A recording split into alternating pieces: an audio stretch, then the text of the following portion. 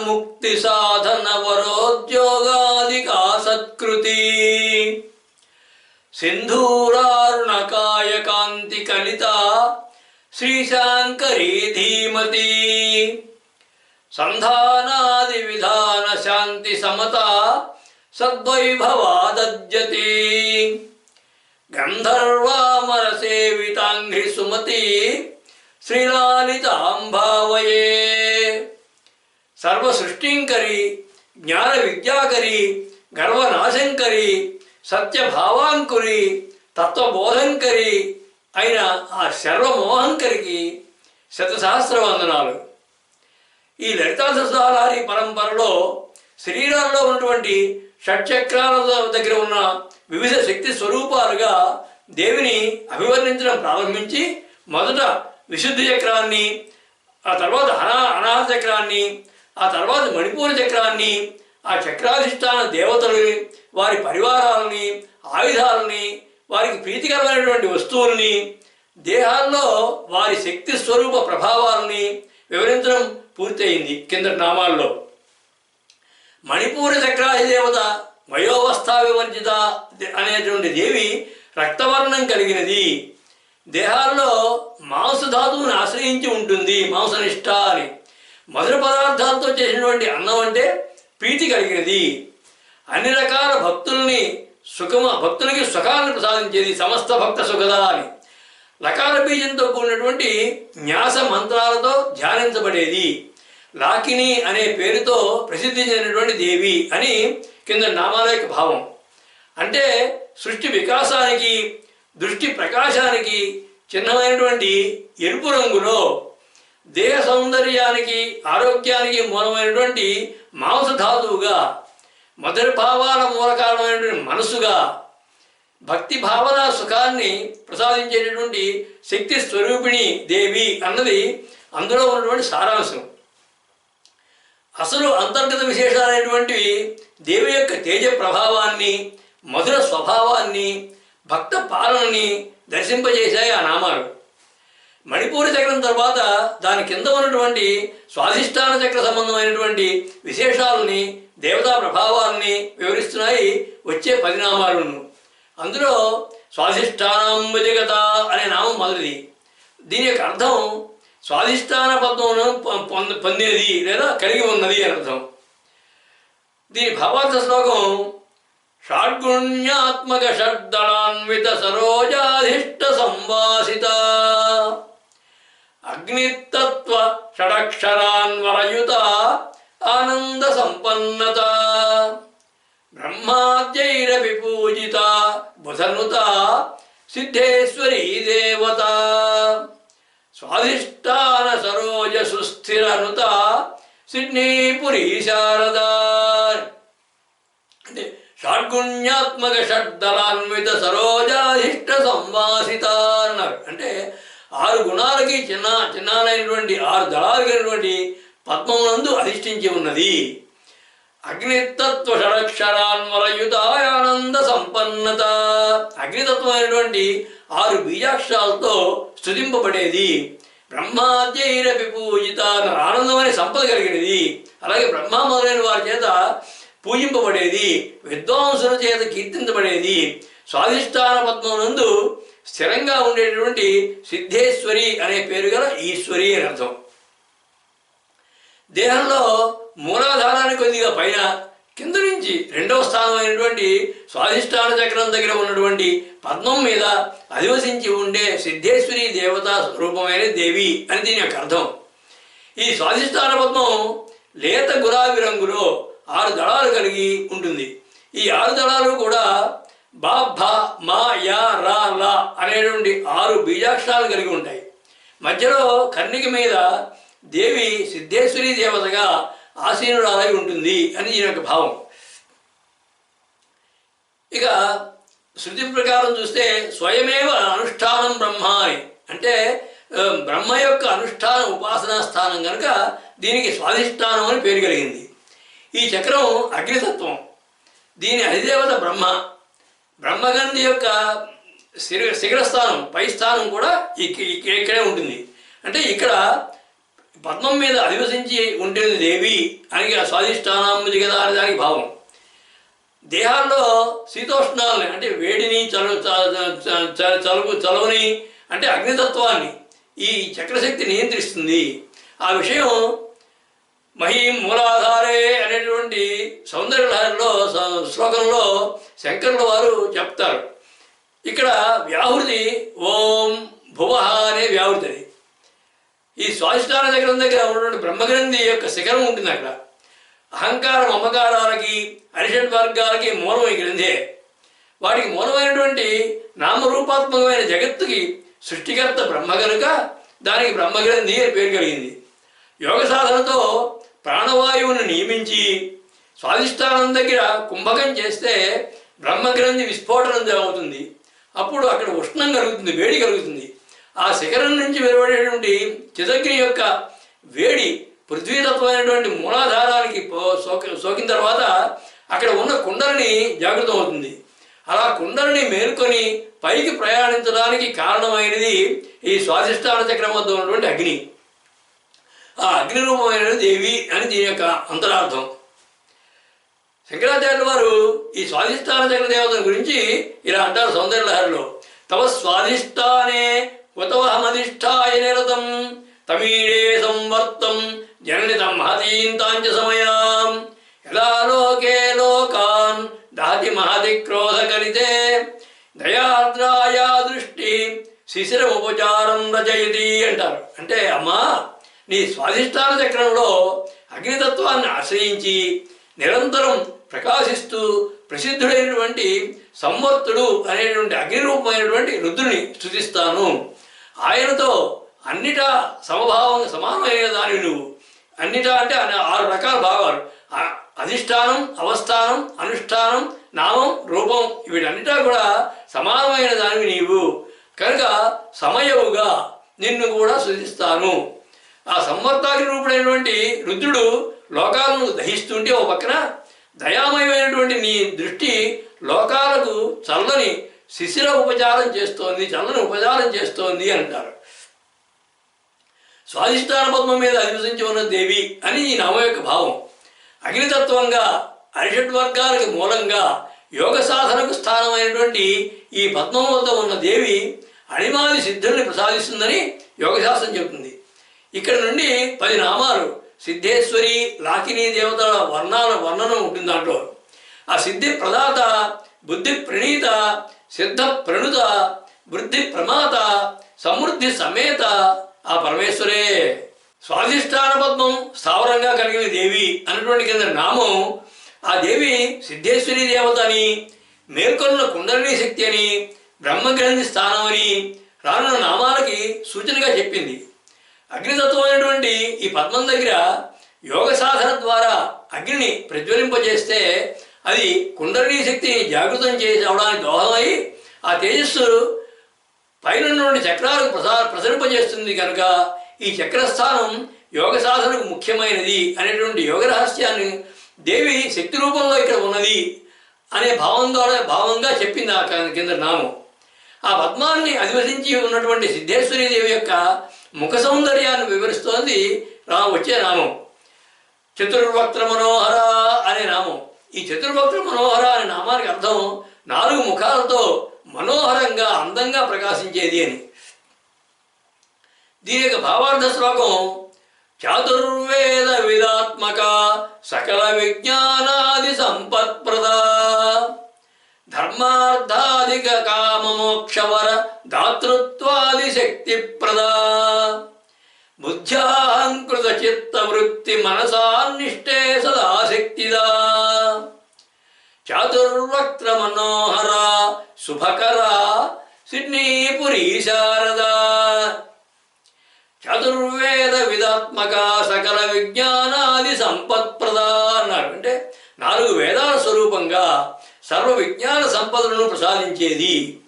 ధర్మార్థాధిక కామమోక్షవర దాతృత్వాది శక్తిప్రద. ధర్మార్థ కామమోక్షాలు అనేటువంటి 4 పురుషార్థాలను ఇచ్చేది. దాతృత్వ గుణాన్ని కూడా ఇచ్చేది. అలాగే బుద్ధ్యాహంకృత చిత్త వృత్తి మనసాన్నిష్టే సదా శక్తిదానం. అంతఃకరణ చతుష్టయం అని 4 ఉన్నాయి. మనస్సు, బుద్ధి, చిత్తము, అహంకారం. ఈ ఈ 4 ఉన్నటువంటి అంతఃకరణ చతుష్టయానికి ఎల్లప్పుడూ శక్తిని ప్రసాదించేది, శుభాలను కలిగించేది, శుభాలను ప్రసాదించేది 4 ముఖములు కలిగినటువంటి ఈశ్వరి.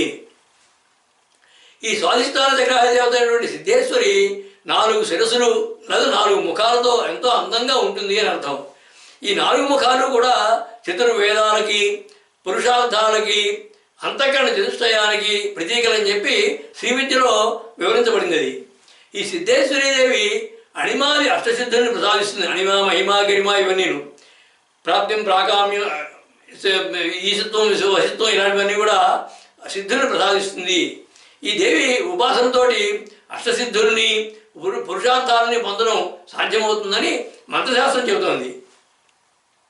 ఈ దేవి యొక్క 4 ముఖాలు కూడా 4 భూతాలైనటువంటి ఆకాశము, వాయువు, జలము, అగ్ని వీటికి చిన్నారుగా చెప్పబడింది.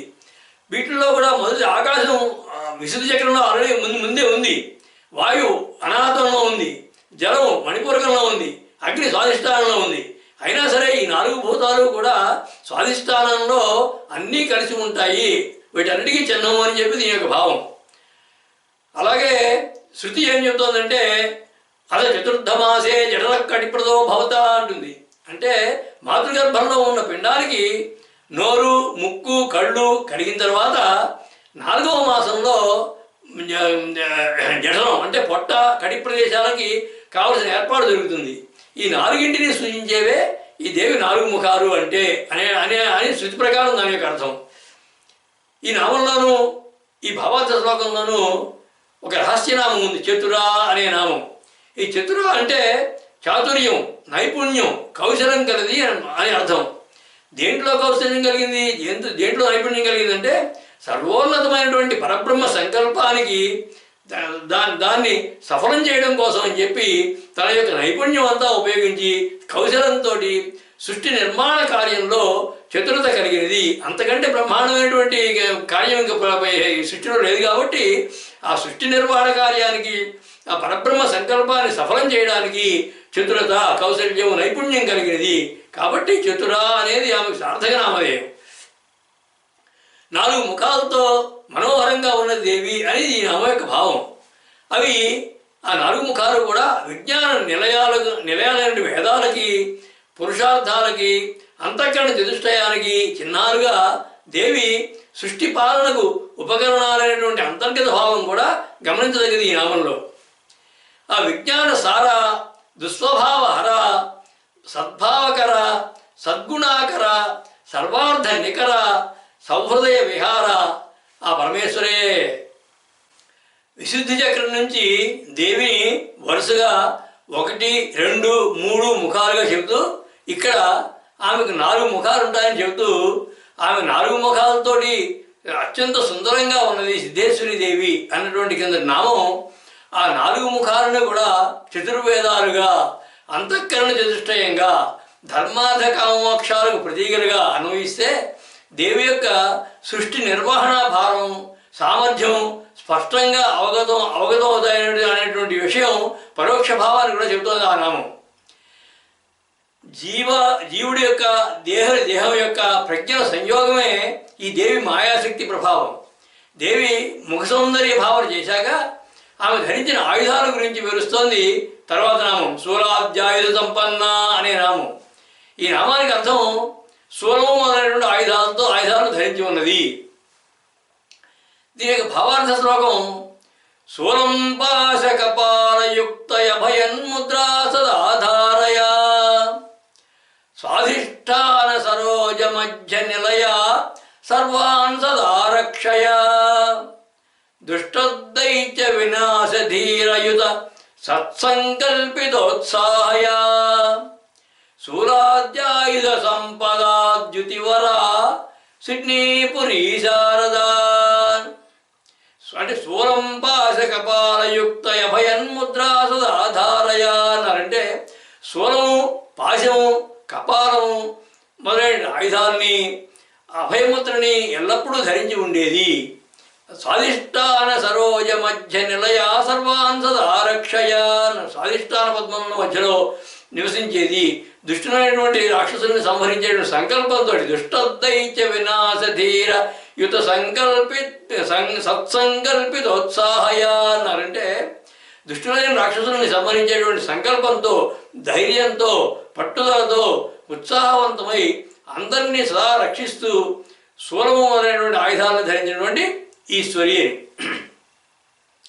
ఈ స్వాధిష్టాన చక్రాహి దేవత అయినటువంటి సిద్ధేశ్వరి దేవి చేతుల్లో పాశము, శూలము, అంకుశం, కపాలము మొదలైనటువంటి ఆయుధాలని, అభయముద్ర కూడా ధరించి ఉంటుంది అని దీని యొక్క అర్థం.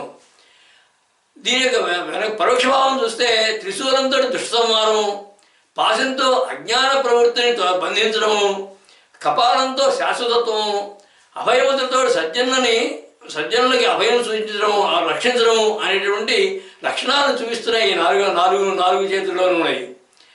ఈ సిద్ధేశ్వరి దేవికి రాకిని అనే నామం కూడా ప్రసిద్ధమైనది. హస్తాభ్యాధారయంతీం త్రిశిఖ గుణకపాల భయాన్యత్త కర్వాం అని దేవి పురాణంలో యోగిని ధ్యానంలో చెప్పబడింది. అంటే ఈ శూలం వంటి ఆయుధాలను ధరించి ఉంటుంది అని అక్కడ కూడా దేవి పురాణంలో కూడా చెప్పబడింది ఆ విషయం. శ్రీ విద్యలో బహిర్యాగ పూజలన్నీ చేసుకుని దాన్ని అధిగమించిన తర్వాత అంతర్యాగ క్రమంలో స్వాధిష్టాన చక్రం వద్ద ప్రాణాయామం కుంభకం శ్వాసం చేస్తే తద్వారా అక్కడ సిద్ధేశ్వరి దేవిని అర్చిస్తే ఈ ఆయుధధారినటువంటి చక్రాయుధ దేవత సిద్ధేశ్వరిని దర్శించవచ్చని చెప్పి శ్రీ విద్యా విధానంలో వివరించబడింది. అంటే బహిర్యాగంలో సిద్ధేశ్వరి సగుణ రూపంలో పూజింపబడుతుంది, అంతర్యాగంలో నిర్గుణతత్వం కింద ఈ విధంగా జ్యోతి రూపంలో కనపడుతుంది అని. శూలమైనటువంటి ఆయుధాలను ధరించినటువంటి ఈ చక్రాధిదేవత ఆయన దేవి అని ఈ నామం యొక్క భావం. శూలం దుష్టదానవ సంహారానికి, పాశం అజ్ఞాన వినాశానికి, కపాలం శాశ్వతత్వానికి, అభయం లక్షణాలకి ప్రతీకలుగా చెప్పబడ్డాయి. అలా ఉపకరణ వస్తువుల్ని చెప్పడం ద్వారా మూలశక్తుల్ని చెప్పేటువంటి సాహిత్య సాంప్రదాయం అదొక సత్కవితా విశేషం. అది 4 ముఖాలు 4 చేతులు కలిగి ఆయుధాలతో అత్యంత సౌందర్యంతో శోభిల్లేటువంటి ఈ చక్రాహి దేవత సర్వసిద్ధి ప్రదాయిని, సర్వసంపత్ప్రదాయిని అని తంత్రశాస్త్ర ప్రసిద్ధం. ఇది ఆ సత్వ సంపన్న, జ్ఞాన ప్రపూర్ణ, ప్రజ్ఞా ప్రపన్న, గర్వ విపన్న, భక్త ప్రసన్న ఆ పరమేశ్వరే. శూలము మొదలైన ఆయుధాలను ధరించింది దేవి అన్నటువంటి కింద నామం ఆ ఆయుధాల వెనుక ఉన్నటువంటి దేవి యొక్క శక్తి సామర్థ్యాలని గోప్యంగా ఉంచింది. కొంచెం నిశ్చితంగా కనుక పరిశీలిస్తే ఆ నామాన్ని ఆ ఆయుధాలతోటి దుష్ట శిక్షణ, శిష్ట సంరక్షణ, అజ్ఞాన పరిహరణ, ధర్మ పరిరక్షణ చేసేటువంటి దేవి యొక్క సంకల్ప ఉత్సాహాలు, ధైర్య సాహసాలు, దయా వీర సత్వగుణాలు జ్యోతికమవుతాయి. ఇందుకు పూర్వం నామాల్లో ఈ లక్షణాలు అక్కడక్కడా చెప్పబడినా కానీ ఈ స్వాధిష్టాన దేవతకి ప్రత్యేకంగా చెప్పడంలో అంతర్గతమైనటువంటి తంత్రశాస్త్రం, శ్రీ విద్యా రహస్యాలు ఎన్నో ఉన్నాయి ఇందులోను. అవి సాధకులకు అనుభవ సిద్ధాలు అవన్నీ. అటువంటి ఆయుధధారిణి అయినటువంటి సిద్ధేశ్వరి దేవి, ఆమెకు 4 ముఖాలు 4 చేతులు ఉన్నాయి. ఎంతో విచిత్రమైనది.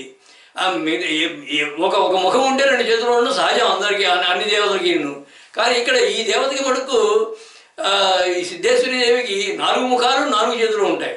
అటువంటి సిద్ధేశ్వరి దేవి యొక్క శరీర వర్ణ శోభల్ని వివరిస్తుంది వచ్చే నామం పీతవర్ణ అనే నామం. ఈ పీతవర్ణ అనే నామానికి అర్థం పసుపు వర్ణంలో అంటే బంగారు రంగులో ఉండేది అని. దీని యొక్క భావార్థ శ్లోకాన్ని కనుక చూస్తే సౌభాగ్యాద్గుణవర్ణ శోభిత శరీరాకార వైరాజత ఆరోగ్యప్రద నిర్మలా ధృత హరిద్రాచూర్ణ వర్ణాన్విత కాంతిర్మండిత చక్ర సంస్థిత మహాసౌందర్య సంకాసిత సౌవర్ణాధృత పీతవర్ణ విదిత సిడ్నీపురీ శారదా. సౌభాగ్యాద్గుణవర్ణ శోభిత శరీరాకార వైరాజత అన్నారంటే సౌభాగ్య లక్షణమైనటువంటి పసుపు వర్ణం కలిగినటువంటి శరీరంతో విరాజిల్లేది. ఆరోగ్యప్రద నిర్మల ధృత హరిద్రాచూర్ణ వర్ణాన్విత అన్నారంటే ఆరోగ్యప్రదమైనది, నిర్మలమైనది, పరిశుద్ధమైనటువంటి హరిద్రాచూర్ణం రంగు కలిగినది. హరిద్రాచూర్ణం అంటే పసుపు రంగు, పసుపు. కాంతులతో ప్రకాశించేటువంటి కాంతి నిర్మండిత చక్ర సంస్థిత మహాసౌందర్య సంకాసిత అన్నారు. అంటే కాంతులతో ప్రకాశించేటువంటి చక్రంలో మహాసౌందర్యవంతమైనటువంటి దేహంతో విరాజిల్లేది. బంగారు రంగులో ఉండేటువంటి ఈశ్వరి అని. ఈ స్వాధిష్టాన చక్ర దేవత అయినటువంటి సిద్ధేశ్వరీదేవి పసుపు వర్ణం అంటే బంగారు వర్ణంలో ఉంటుంది అని అర్థం. ఈ స్వాధిష్టాన పద్మం లేత గులాబీ రంగులో ఉంటే దాని మీద ఈ దేవి బంగారపు పసుపు వర్ణంలో ఆసీనురాలై ఉంటుంది అని భావం. పసుపు ఆరోగ్యప్రదం, శుభప్రదం, ఆయుప్రదం కూడా. జీవికి కలుగుబోయేటటువంటి దేహానికి వీటిని ప్రసాదిస్తుంది అన్న సూచనగా ఈ దేవి పసుపు వర్ణం కలిగి ఉంది. స్వాధిష్టాన చక్రం ఉన్నది దేవి. ఈ స్వాధిష్టాన చక్రం జీవునికి దేహానికి సమన్వయ స్థానం కనుక అక్కడ దేవి జీవిని అలా రక్షిస్తూ ఉంటుంది అని భావం. శ్రీ విద్యలో అంతర్యాక్రమంలో కనుక అర్చిస్తే ఈ స్వాధిష్టాన చక్ర దేవత అయినటువంటి సిద్ధేశ్వరిని బంగారపు వర్ణంలో దర్శించవచ్చని చెప్పి శ్రీ విద్యా వివరణ. అంటే అంతర్యాక్రమంలో అక్కడ స్వాధిష్టాన చక్రం దగ్గర కుంభకం చేసి ఆ కుంభకం ద్వారా ప్రాణాయామం చేసిన తర్వాత అక్కడ పుట్టినటువంటి అగ్నితోటి ఆమె సిద్ధేశ్వరీదేవి యొక్క వర్ణం బంగారపు రంగులో దర్శనమిస్తుంది సాధకుడికి అని. ఈ సాధకులకి ఈ చక్రంలో ఈ బంగారపు రంగు కాంతి కనిపిస్తుంది అనేది సాధకులందరికీ కూడా అనుభవైకవేద్యమేది. బంగారపు పసుపు రంగుతో ప్రకాశించే దేవి అని ఈ నామం యొక్క భావం. స్వచ్ఛతకి, పవిత్రతకి, ఆరోగ్యానికి చిహ్నాలైనటువంటి బంగారము, పసుపు వాటి యొక్క వర్ణాలు కలిగిన దేవి. అటువంటి దేవి జీవులకి తగిన ఆరోగ్యాన్ని, నిర్మలమైన హృదయతత్వాన్ని ప్రసాదిస్తుంది అనేటువంటి పరోక్ష భావం గోచరిస్తోంది ఈ నామంలో. ఆ స్వర్ణ సువర్ణ వర్ణ ప్రపూర్ణ పూర్ణ ప్రసన్న ఆ పరమేశ్వరే. పసుపు రంగు బంగారు వర్ణం కలిగినటువంటి శరీరంతో ప్రకాశించే దేవి అన్నటువంటి కింద నామం పసుపుకి ఉన్నటువంటి నిర్మలత్వాన్ని, నిష్కల్మషత్వాన్ని, సౌభాగ్యసత్వాన్ని భక్తులకు ప్రసాదిస్తుంది అన్నటువంటి పరోక్ష భావం కలిగి ఉంది. దేవిని చాలా చోట్ల అరుణవర్ణగా చెబుతూ ఇక్కడ పసుపు రంగుగా చెప్పడంలో ఈ చక్రం వద్ద జీవికి ఆరోగ్యము, నిర్మలమైన హృదయము అవసరం కనుక ఆ రూపంలో అక్కడ ఉండి దేవి ఆ జీవులకి వాటిని ప్రసాదించి వారి అభివృద్ధికి దోహదం చేస్తూ సంరక్షిస్తూ ఉంటుంది అనేటువంటి విశేషభావం కూడా ఆ నామంలో గమనించదగ్గది. బంగారు రంగులో అత్యంత మనోహరంగా ఉన్నటువంటి దేవి యొక్క మరో విశేష లక్షణాన్ని చెబుతోంది రానున్నటువంటి నామం అతిగర్విత అనే నామం. ఈ అతిగర్విత అనే నామానికి అర్థం అధికమైన గర్వంతో అతిశయించినది అని అర్థం. దీని యొక్క భావార్థ శ్లోకం సౌందర్యాధిక దేహ కాంతి విలసత్ప్రభాస సద్భాసురా దర్పోద్ధూత విలాస సంభరిత కందర్పాది దర్పాన్హరా భక్తాభీష్ట సమస్త భోగ శుభ సౌభాగ్య ప్రదా సర్వదా శ్రీమాత అతిగర్విత గుణయుత సిడ్నీపురీ శారద. అంటే సౌందర్యాధిక దేహ కాంతి విలసత్ప్రభాస సద్భాసురా దర్పోద్భూత విలాస సంభరిత కందర్పాది దర్పాన్హరా అన్నారు. అంటే అత్యంత సౌందర్యంతో విరాజిల్లేటటువంటి దేహకాంతితో ప్రకాశించేది, విలాసము సౌందర్యంతో నిండినటువంటి మన్మధుని యొక్క గర్వాన్ని హరించినది. అంటే మన్మధుని కంటే కూడా ఎక్కువ విలాసవంతమైనది, ఎక్కువ సౌందర్యవంతమైనది అని చెప్పడానికి. భక్తులకి భక్తాభీష్ట సమస్త భోగ శుభ సౌభాగ్య ప్రదా సర్వదా అన్నారు. భక్తులకి సర్వదా సమస్త భోగాల్ని, సుఖ సంపదల్ని, సౌభాగ్యాన్ని, కోరిన కోరికలను ప్రసాదిస్తుంది. లోకాలన్నింటినీ పాలించేటటువంటి గర్వంతో అతిశయించినటువంటి జగజ్జనని ఈశ్వరి అర్థం. అతిగర్విత అంటే లోకాలన్నింటినీ పాలిస్తున్నటువంటి గర్వంతో అతిశయించినవాడే. సౌందర్యంలోనూ భక్తుల కోరికలు తీర్చడంలోనూ శౌర్య ధైర్య పరాక్రమాలలోనూ సృష్టిలో అందరినీ మించింది దేవి అన్నటువంటి సౌమ్యమైన గర్వంతో అతిశయించినది అని అర్థం ఇక్కడ. అంటే సకల సద్గుణాల్లోనూ శౌర్య పరాక్రమాల్లోనూ అందచందాల్లోనూ దానశీలతలోనూ ఇలా అన్నింటిలో కూడా అందరినీ మించినది కనుక దేవి కొద్దిగా గర్వం కలిగి ఉంది అని భావం. లేదా సౌందర్యం పరాక్రమం ఇట్లాంటి గుణాల వలన ఆ గుణాలు ఈమెను గర్వింపజేసినది, అంటే ఆ గుణాల వల్ల గర్వింపజేయబడిన దేవి అని కూడా మరొక భావం. అన్నిటికన్నా మించినటువంటి సృష్టి నిర్మాణానికి సృష్టి నిర్వహణ అనేటువంటి బృహత్ కార్యాన్ని వహిస్తున్నందుకు గర్వించే దేవి. ఇంతకంటే పెద్ద కార్యం సృష్టిలో ఎక్కడా లేదు. అంటే సృష్టిని నిర్మించే పరాహంతకి మూలం ఆ దేవి కనుక ఆమె గర్విత. ఈ స్వాధిష్టాన చక్ర శక్తి వలన జీవులకి దర్పము, గర్వము, అతిశయము ఇలాంటి లక్షణాలు కలుగుతూ ఉంటాయి. ఆ లక్షణాలకి మూలశక్తి ఈ సిద్ధేశ్వరీదేవి అని భావం. భక్తులకి అవి దురహంకారంగా పరిణమించకుండా దేవి అనుగ్రహిస్తుంది అని కూడా మరొక అంతరార్థం ఇందులో. ఈ స్వాధిష్టాన చక్ర దగ్గర ఉన్నటువంటి తత్వం, దాని యొక్క తత్వం పునరుత్పత్తి. ఆ స్వాధిష్టాన దగ్గర తత్వం పునరుత్పత్తి, మళ్ళా ఉత్పత్తి చేయడం అనమాట. అంటే ఆ పునరుత్పత్తి, అమితమైన పునరుత్పత్తి శక్తికి దేవి గర్వం ఒక సూచిగా అని అర్థం. ఇంకొక రకంగా చూస్తే పరబ్రహ్మతత్వంతో శివతత్వంతో ఎల్లప్పుడూ అనుసంధానమైంది కనుక దేవి యొక్క సౌందర్యం, అత్యంత సౌందర్యము, అద్భుతమైన సద్గుణాలు కలిగి పరితృప్తిగా ఉంటుంది, తాను తృప్తిగా ఉంటుంది. ఆ తృప్తి భావం అది ఉన్నవారి చూపుల్లోనూ హావభావాల్లోనూ ప్రకటమవుతూ ఉంటుంది. కానీ బయట వారికి మటుకు అది గర్వంగా కనబడుతూ ఉంటుంది. కానీ ఆమెకు ఉన్నది గర్వం కాకుండా ఆ పరితృప్తి, బ్రహ్మంతో పరబ్రహ్మతోటి శివతత్వంతో అనుసంధానమైనట్లుగా తాదాత్మ్యం పొందినట్లుగా ఆ తృప్తి పొందుతుంది. ఆ తృప్తి యొక్క ప్రకటమే గర్వంగా కనబడుతుంది. అంటే దేవి యొక్క గర్వ విలాసం తృప్తి వల్ల వచ్చింది అనేది అసలు భావం.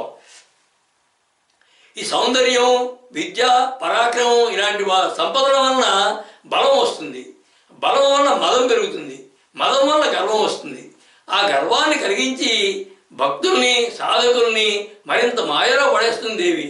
అంటే వారికి అతి గర్వ లక్షణాన్ని ఇచ్చి వారిని మాయలో అణిచివేస్తూ ఉంటుంది. స్వయంగా అతి గర్వితైనటువంటి దేవి యొక్క గుణాలు సారంగా అన్ని జీవులకు కూడా సంక్రమిస్తూ ఉంటాయి. అలా అతి గర్వాన్ని ఇచ్చేది, ఛేదించేది కూడా దేవియే అని దీని యొక్క భావం. ఇందులో మరొక నామం, ఒక రహస్యనామం ఉంది, గర్విత అనే నామం. గర్విత అంటే గర్వం కలది సామాన్యమైన అర్థం. ఈ గర్వం ఎక్కడిది? పరబ్రహ్మతత్వంతో ఎల్లప్పుడూ అనుసంధించి ఉండడం వల్ల కలిగేటువంటి తృప్తిని పొందేది కనుక ఆ నిరవధిక తృప్తితో అతిశయించిన దేవి అని గర్విత అనే దానికి అర్థం. ఈ గర్విత అనేటువంటి నామం కూడా ఒకటి ఉంది తర్వాత. అతిశయించిన గర్వం కలది లేదా గర్వంతో విరాజిల్లేది అని దేవి అని ఈ నామం యొక్క భావం. సమస్త సృష్టిని నిర్వహించేటువంటి సర్వసమర్థత కలిగి బ్రహ్మ సంకల్పాన్ని సఫలీకృతం చేయడం అనేటువంటి బృహత్కార్యాన్ని నిర్వహిస్తూ దాన్ని పూర్తి చేసి దాని ఫలితానికి సంతృప్తి చెంది గర్వపడుతోంది దేవి అనేటువంటి సాత్విక భావం ఇందులో గమనించదగ్గది. అలాగే పరబ్రహ్మతత్వంతో సదా అనుసంధించుకోవడం, దానివల్ల పొందినటువంటి పరితృప్తిని వ్యక్తపరిచేటువంటి ముఖ కవళికలు, హావభావాలు, ఆ సంతృప్తి ఆనందాల సమాహారం దేవికి గర్వోద్యోతకంగా భాషిస్తూ ఉంటాయి అని మరో భావం కూడా ఇందులోంచి గ్రహించవలసింది. అన్నిటిలోనూ అన్నిటికన్నా అధికమైనది అనేటువంటి భావం కలిగించే మనస్థితి కలిగి దేవి కాబట్టి ఆమె గర్వం ముఖంలో అలా కనబడుతూ ఉంటుంది. గర్విత అనే నామం కూడా వస్తుంది ముందు దాదాపు 850 నామాల ప్రాంతంలో. భక్తి ప్రహర్షిత, భక్త చర్విత, సిద్ధ సేవిత, తత్వభావిత, సర్వసన్నుత ఆ పరమేశ్వరే. సర్వం శ్రీ లలితాదేవి అర్పణమస్తు.